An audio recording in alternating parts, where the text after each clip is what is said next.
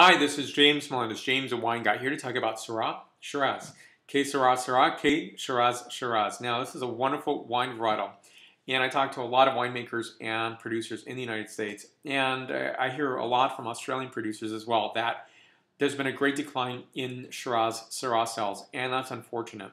I hear a lot of producers saying to me, I just can't sell it, and I think that's slowly changing. I think we're going back to that re-interest in Syrah.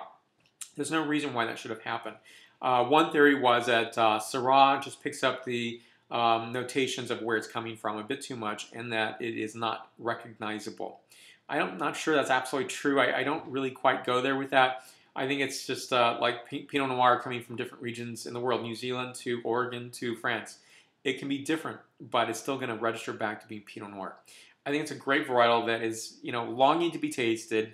Some excellent producers out there, some great artistic winemakers that are just putting in everything in the kitchen sink in terms of making the best Syrah Shiraz possible. And I think that's the wonderful world we live in, is variation theme of. So we're having a Syrah here from Santa Lucia Highlands and a Shiraz here from the McLaren Vale. For me, it is one way of understanding this wonderful wine varietal in terms of its ability to take a lot of alcohol and give a lot of flavor characteristics, and really just, I think that's the beauty of it, is this spectrum is not terribly radically large.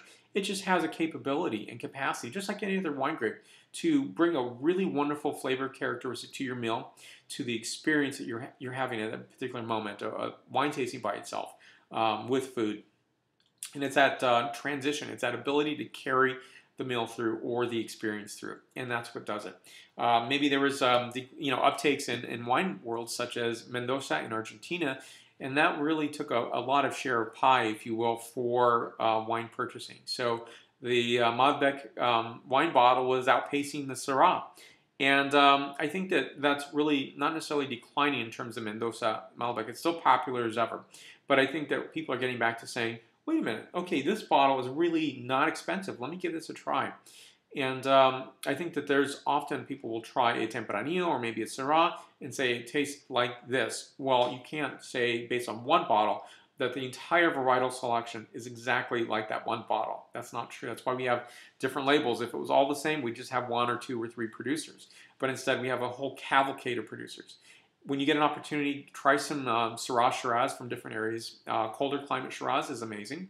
In California, Santa Lucia Highlands, like this bottle here, or Sonoma Coast, there's just so many ways of interpretation of this beautiful grape. So give more of these wonderful wines a try. For more wine reviews, please go to jamesthewineguy.com. Please subscribe to my videos on YouTube, Facebook, Twitter, Vimeo, Google+, and Pinterest. Salud.